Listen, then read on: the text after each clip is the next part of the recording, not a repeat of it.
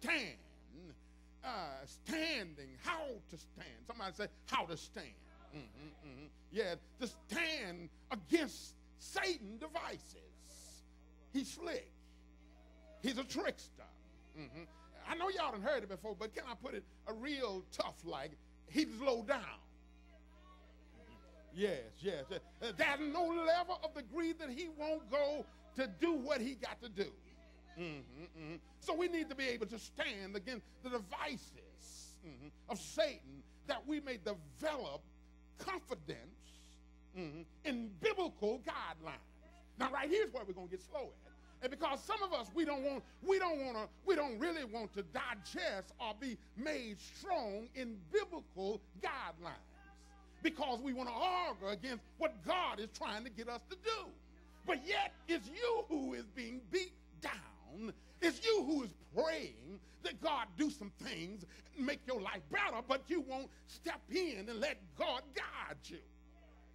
The problem is that we don't have confidence in what God is doing. If you had confidence, you would do better. See, let me tell you something. God, he called his son home, but he left his book. Jesus is on the right hand of the Father, making intercession for us right now, but we got the book. The book is what gives us our guidelines. But I'm finding out that so many, we don't want to really embrace truth the way truth needs to be defined. And so what do I need to do here?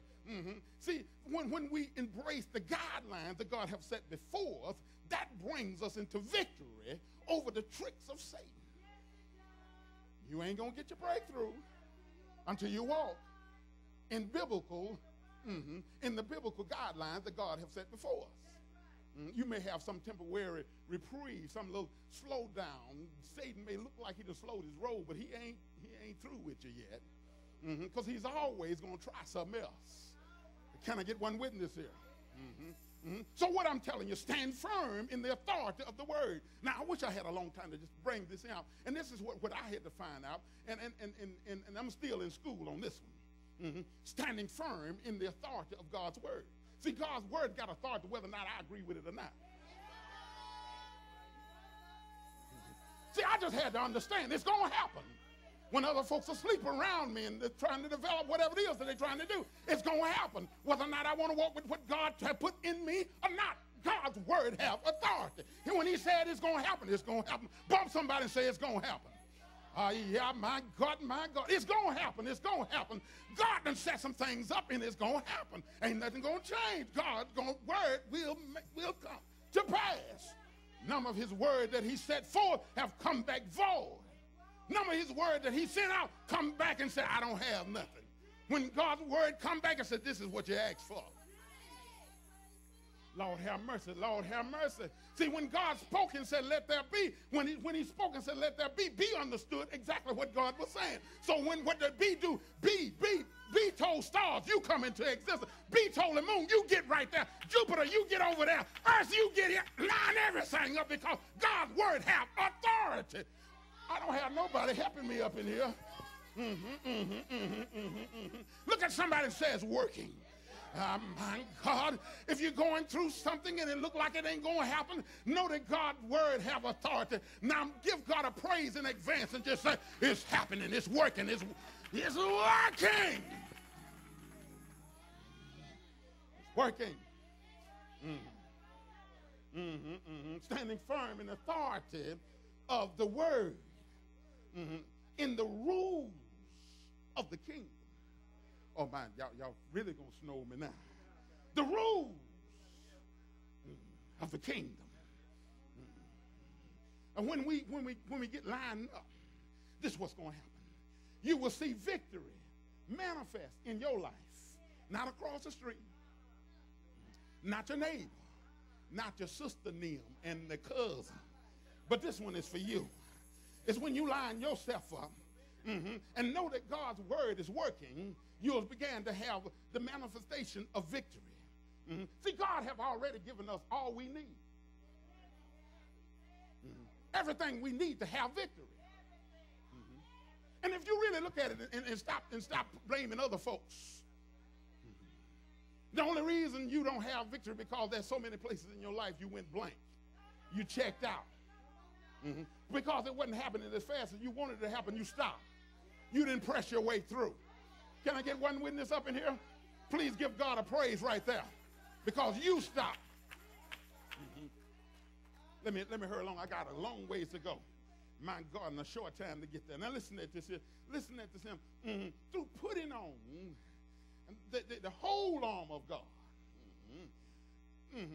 you'll have victory. Victory in offense or defense. It's a sure thing when you have on the whole arm. Now, listen at this. And when you have the whole armor on, yes, then you have victory. Now, it's going to seem like I done just dropped off the page. I want to tell you something, that God don't want you to leave home half-dressed.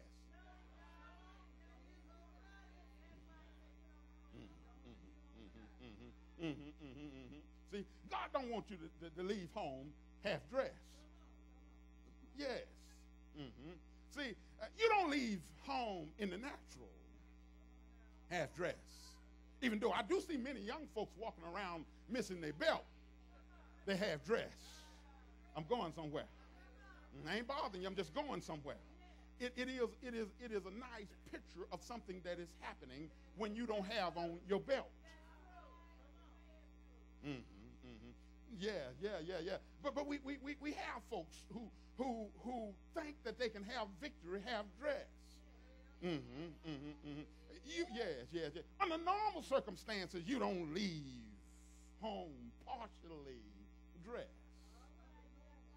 Can you imagine? This is going to sound a little silly, a little small as I began to bring it out to you. Is that, can you imagine seeing someone and they just only have, a sister would say, just the only thing she got on is a blouse.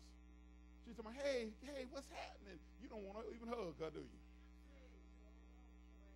you? Now, a few of y'all who don't, good sanctimonious people, you would bring out your faith of hypocrisy and act like you don't see that she's half dressed. But you'll be scared to say something wrong with girl. Now, what I'm looking at is that you're in a fight, and when you know you're in a fight, when you know you're in a real show enough fight, you don't take time to pull some stuff off because I'm in a fight. My. I go to sleep dressed. I wake up dressed. And because I'm in a fight. Just as surely if you don't walk out of your house partially dressed, God don't want us to walk in the spirit partially dressed. Can I go a little further? He just don't want us to be partially dressed. My God. How many half-naked saints we see walking around? Now, I want to just let you know there are 6 pieces of armor that we'll be looking at in these next few verses. 6 pieces of them. They comes in 2 categories. The first 3 pieces begin with the word having, implying that these pieces should always be worn. And then the other pieces, the other 3 pieces of armor, you pick them up as needed. It's as needed. We're told to take them up.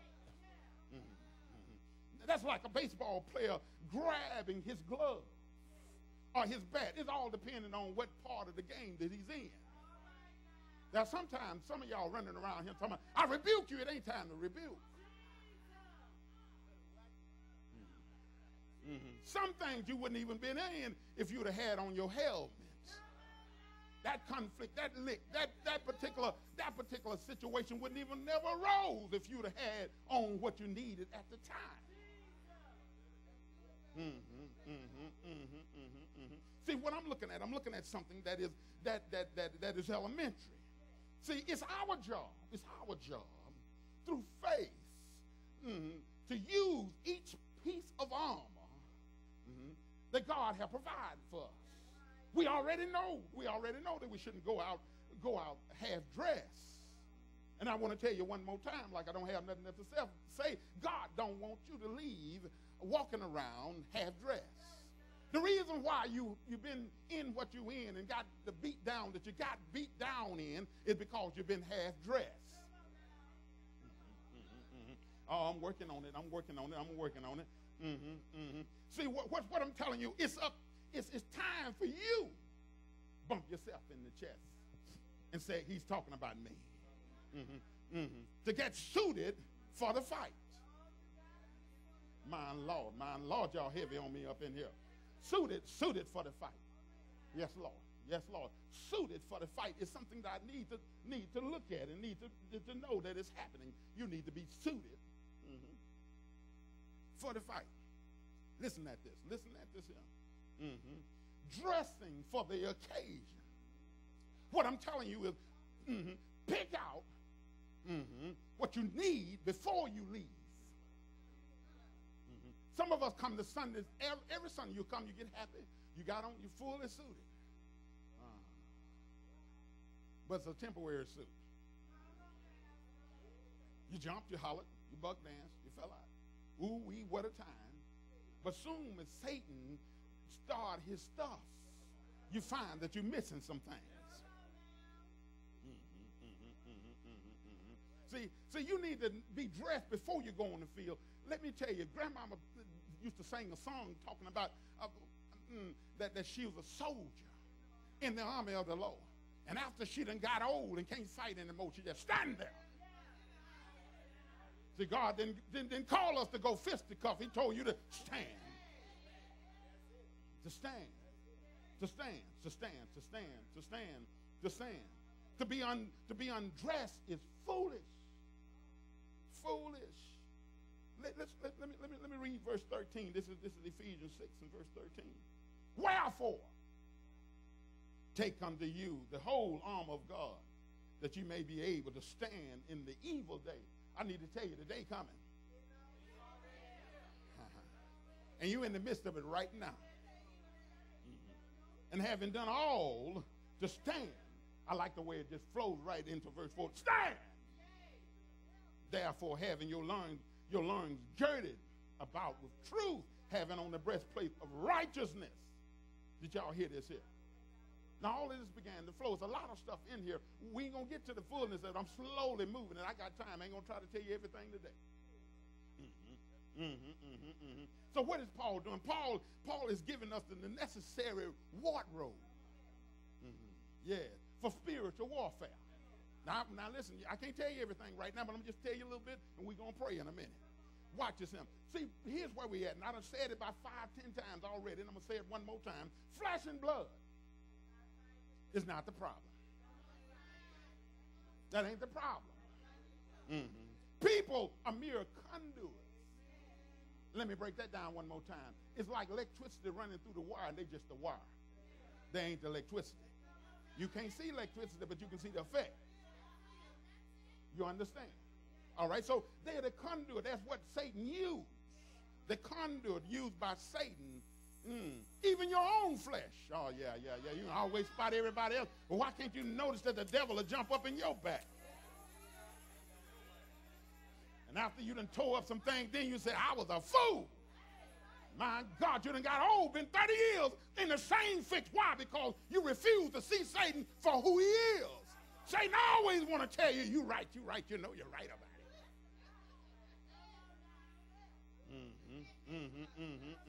it. Even you can, your own flesh can host the invisible conflict. You know it's going on. Yes. It's being revealed in the visible, but Satan can use you. And you're wondering if you won't even slow your roll, and wonder why are you mad and what you mad about. And there are times you might be mad about something that your grandmama was mad about. She didn't even bother to tell you why she was mad. Only thing you know is she didn't like it, and I don't like it either.